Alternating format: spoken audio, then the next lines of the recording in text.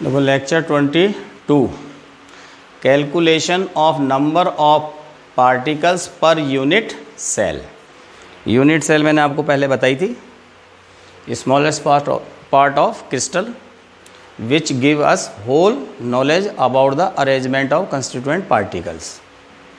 तो आज हम किसी भी यूनिट सेल में टोटल कितने पार्टिकल्स हैं उनकी कैलकुलेशन कैसे करेंगे ये बता रहे हैं। तो सबसे पहले देखो कुछ पहले रूल्स हैं। तो सबसे पहले है the number of atoms in a unit cell can be calculated by keeping in view following points. तो ये पॉइंट्स या रूल ध्यान रखना। देखो first point is an atom at the corner is shared by 8 unit cells. किसी भी crystal में जितनी भी यूनिट सेल्स होती हैं उनमें जो कॉर्नर पर एटम होता है वो 8 यूनिट सेल्स के कांटेक्ट में होता है।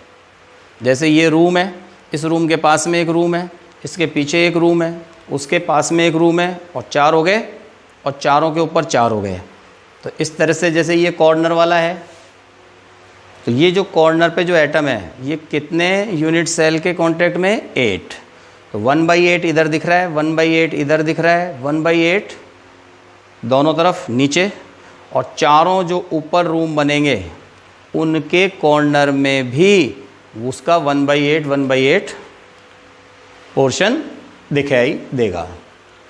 तो ये कह रहा है has the contribution of an atom at the corner to a particular unit cell कितना होगा 1/8। स्पेयर होता है कि स्पेयर मान लो, एटम मान लो, आयन मान लो, तो वो कैसा होगा गोल। तो उसका 1/8 तो 1/8 इंटू 8 करेंगे तो कितना आ गया 1। तो ये ध्यान रखना है अपने को कि कॉर्नर एटम का contribution in per unit cell वो कितना होगा 1/8। सेकेंड है an atom at the face is shared by 2 unit cell. जैसे ये रूम है, अब ये एक वॉल हो गई, यहाँ पर जो भी स्पेयर होगा तो वो आधा तो उधर दिखाई देगा पीछे वाले रूम में और आधा इसमें दिखाई देगा, ठीक है। तो उसका कॉन्टैक्ट कितनी यूनिट सेल से होता है 2 से। तो contribution of face centred sphere और atom in per unit cell कितना हो गया 1/2, ठीक है। An atom at the edge centre, जो एजेज होती हैं, मतलब ये जो एजेज होती हैं एक यूनिट सेल में टोटल कितनी एजेज होती हैं 12। देखो 4 तो ये हो गई 1 2 3 और 4, ठीक है, और 4 ये हो गई ऊपर 8 और 4 ये फर्स्ट में हो गई 12। तो इनके एजेस के सेंटर में जैसे ये जो एज जा रही है तो इसके सेंटर में जो एटम होगा, तो देखो उसका कॉन्टैक्ट किससे होगा, एक तो इस रूम से हो गया, एक पीछे वाले से हो गया, और 2 इसके पास वाले से हो गया। तो कितने से होता है 4 से। तो ये कह रहा है by 4 unit cells in the lattice and hence contributes only 1/4 to a particular unit cell. और फोर्थ है an atom at the body centre belongs entirely to it, so it's contribution is equal to 1। अगर जो body centre तो एक unit cell के centre में होता है, जैसे यहाँ है, तो अब इसका तो कॉन्टैक्ट किसी और यूनिट सेल से है ही नहीं, तो उसका अपन फुल कंट्रीब्यूशन मानेंगे, ठीक है।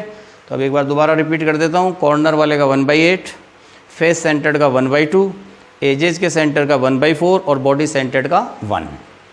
अब आप देखो सबसे पहले है simple cubic lattice primitive unit cell, जिसको अपन ने बोला था। There are 8 atoms at the corners, each corner atom make 1/8 contribution to the unit cell. Therefore, number of atoms present in the unit cell is equal to 1/8 into 8 is equal to 1. तो कितना आया 1।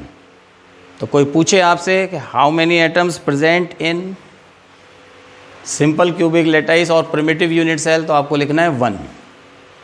Next है body centred cubic BCC। The BCC has 8 atoms at the corner, 8 तो कोने पे होते हैं, and 1 atom with in the body.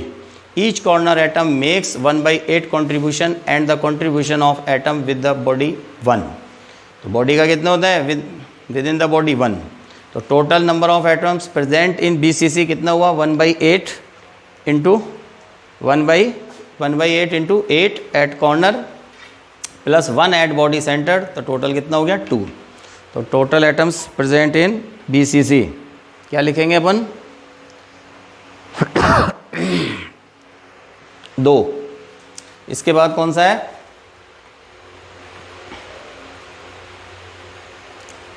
Face centred cubic.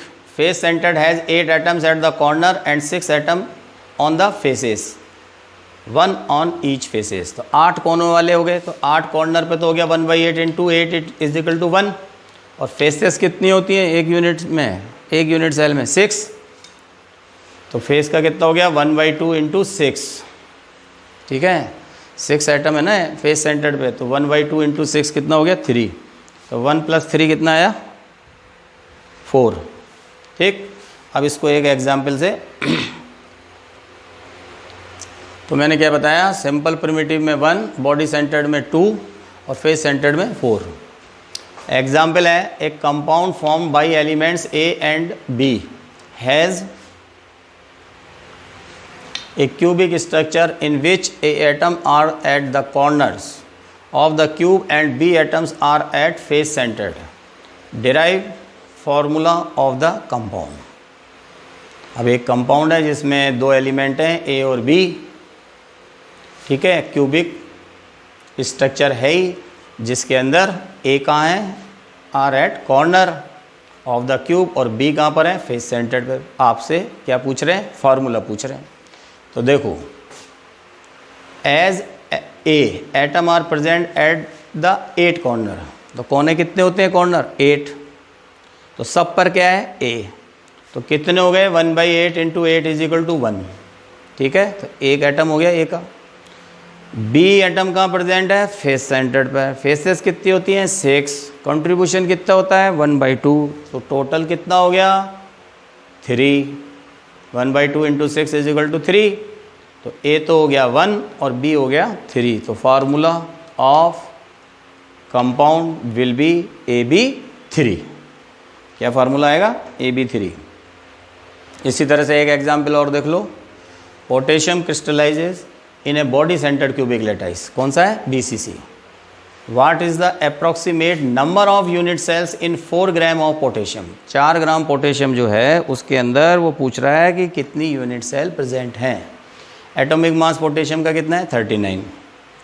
अब देखो ध्यान से देखो, in BCC unit cell there are 8 atoms at the corner of the cube and 1 atom at the body centre. तो number of atoms per unit 8 into 1/8 plus 1 at body centre is equal to 2। Total कितने हो गए 2। अब number of atoms in 4 gram of potassium, 4 ग्राम जो potassium है उसमें total कितने atoms हैं, तो कैसे निकालेंगे।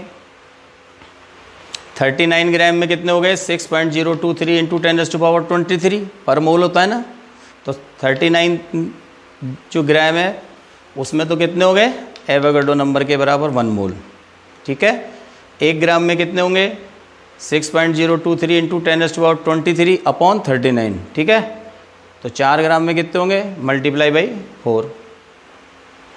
तो ये क्या आ गया अपने पास total number of atoms present in 4 gram आ गया ये। अब एक यूनिट सेल कितने एटम से मिलकर बन रही है